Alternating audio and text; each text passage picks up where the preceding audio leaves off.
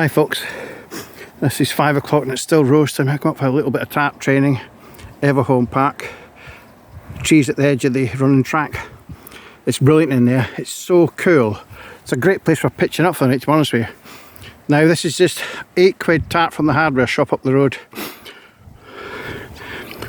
A walking stick that Philip from Drumcliff Sligo made me. Bit of the hazelwood there that's been carved and stained from it, so I use that as my pole. 1, 2, 3, 5 stakes or pegs. That's it. This is a pure experiment. Inside, if you have a look, that's my 2 walking poles, kind of put together with a little bag to give it an A-frame. You poke up the rear end here. That is a pure experiment, because you can do that and tie that up this end to trees. So if you've got 2 walking poles, you're not going to carry any more poles. So say you get 2 walking poles, but think about it, if you use 1 stick there, all you got to do is get 2 sticks from a tree, cut them to length, tie them across, put a little bit of pair of socks, something to protect the tarp, and make an A-frame at the back, and it lifts up the tail end for head height. That's what I wanted it. But it's given me a great idea. A great idea. This is the first time I've done it this way. So that's an £8 tarp.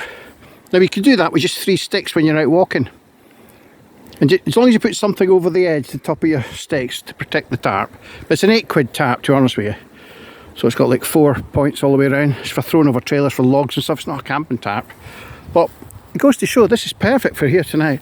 I'm not going to be here, but this is going to show it can be done. It took about 3 minutes, 2 minutes. But inside, with the way the poles are configured, that is first time. So now I can gauge the size, dimensions, A-frames, higher, lower, put them at one side to give a more head height. It's just a great idea. So I'm just going to sit here for about an hour till it gets really cool and then go back home. So that's my tarp training. Back down Friday 11 o'clock, same spot. This spot here is my training spot. There's the river, rugby pitch, football, rugby, there's the river. Lovely pass, lovely walk along that way, heading towards Rabbit Island, towards Brightcow. But this is just the tree line. And if you walk in here,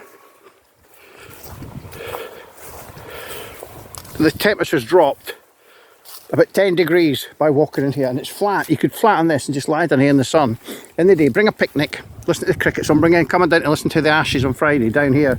So put my rug, radio, cool, you know, food, that kind of stuff. So anyway, that's it. This is just the park down the road. You're not allowed to camp here, obviously. That's the rules. But this is not camping. This is what's called a day shelter. Camping, by definition, is staying away from your natural residence for 1 night or more in a shelter, whether it's bivvy, tent. That's what defines camping. This is a day trip. So in case any Facebook police can stomp all over it, which is what they do, because there's nothing better to do, to be quite frank, that's covered. I've actually got that sheet printed off in my rucksack in case anybody questions me. I've also got the Scottish Outdoor Access Code printed off, highlighted in my bag. Every bag I take it just in case. There's always one. Okay, well that's that. I hope you like that. First time I've done that just to see how it works. At the back, my ground sheet, that was an old airbed, air mattress, you know, inflatable mattress that just didn't work, so I slit it on the side. It makes a great ground sheet. Fantastic ground sheet. Bought and paid for. Okay now, over and out.